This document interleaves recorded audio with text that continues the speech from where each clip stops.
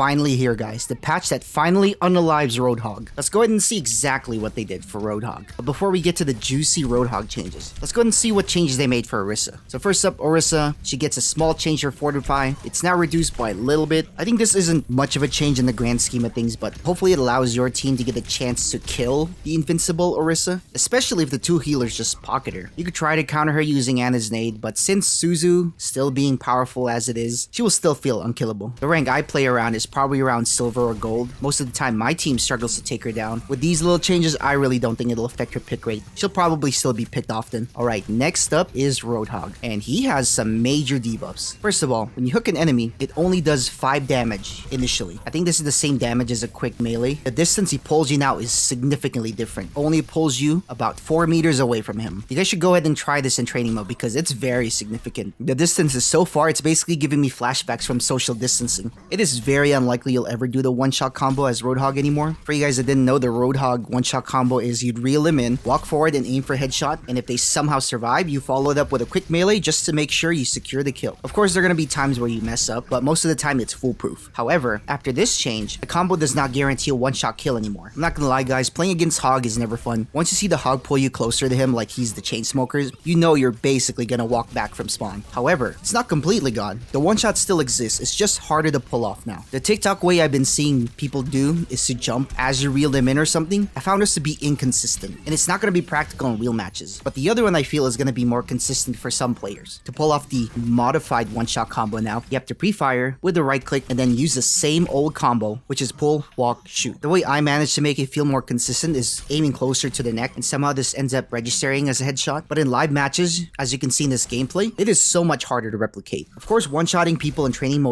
might seem OP, but you guys gotta understand, there's a difference between real people and bots in the training room. I acknowledge I'm not the best Roadhog player, but if you're a better player than me, Hog will still be usable, because those people have put the time to learn the ins and outs of Roadhog, so they're just gonna make him work, regardless of what patch changes they made. But I don't think I see him being as often as the other heroes now. If anything, I think Orisa might take over as the go-to pick to win the game, but we'll just have to wait and see what the rest of the season has in store, because after 2 weeks, the developers are gonna add another patch, so it's gonna switch up the gameplay once again. But that's not the only change they did for Roadhog. So for his damage pellets, they actually reduced his damage pellets just by a little bit, but they compensated this by increasing his ammo to 6. The reload time is a little bit quicker now, and you are able to fire your shots a little bit quicker as well. It took me a while to get used to the increased ammo before I started reeling people in without any ammo again. You guys ever do that? Where you guys reel someone in and you can't follow up with damage because you had to reload awkwardly in the middle of it, and now you and the enemy team look at each other with this pause because you both were sure he's gonna get sent back to spawn. But anyways, even after they added the extra bullet for Roadhog, I still felt like the ammo was never enough. But don't worry guys, I think this is definitely a skill issue on my part. But with these changes to this gun, you're more encouraged to get up close and personal to the enemy, and this is honestly how you're gonna get the most value out of Hog. You gotta get up close and personal. The only caveat being you decide to pick him after all these massive nerfs, especially to his one-shot abilities. Now I should also add that the developers did comment on this. The TLDR being, they wanted to reduce the frustration with the one-shots. They didn't want the chain hook to be completely useless, but it is still going to be used to displace the enemy in an awkward spot to secure an easy kill for your team. So this forces him to play more with your team instead of him just running off nowhere, picking off your team one by one like he's Batman from the Arkham games or something. Personally, I never saw Roadhog as a problem. I really think it's just the Suzu from Kiriko that lets Hog run too rampant in the game. What I used to do is switch to Ana and just hit him with a nade and sleep him when he tries to heal. But when that happens, Kiriko usually teleports out of nowhere and negates all the impact I thought I made. However, I'm open to see how these changes affect the game. I still think Hog won't get picked as much though. With all these nerfs to Roadhog, I don't see a lot of people picking him more often, but who knows. Alright, next up is Sojourn. Sojourn only gains 5 energy from her main primary fire. That's only against enemy players. And her primary fire damage is now reduced from 10 to a significant number of 9. I'm just kidding. This is like a little baby change. I don't know what the developers plan to do with Sojourn, but she's still gonna be oppressive in games, especially if the Sojourn player is good with her aim, and she also has a mercy pocket. I thought the mercy pocketed Sojourn was a problem on the higher ranks. I started noticing it's starting to trickle down into the games I usually play, and where I play at is usually around silver or gold. I just think a lot of people are discovering the value of a pocketed Sojourn, and I think this is something that the developers are trying to adjust for, but they don't want to completely nerf her to the ground. So to summarize what they basically said, they just want to reduce the energy gained from the damage boosted mercy. So regardless of damage boost or discord orb, she'll gain the same energy no matter what, but this might differ if she's shooting at an armored target or any damage reduction abilities. Sojourn's a character I personally don't have any opinions on, but I trust that the developers have great plan to deal with Sojourn. I definitely think Kiriko has some great insight about Sojourn. She shouldn't be able to headshot with a railgun. Its extra critical damage for her kit is just way too OP.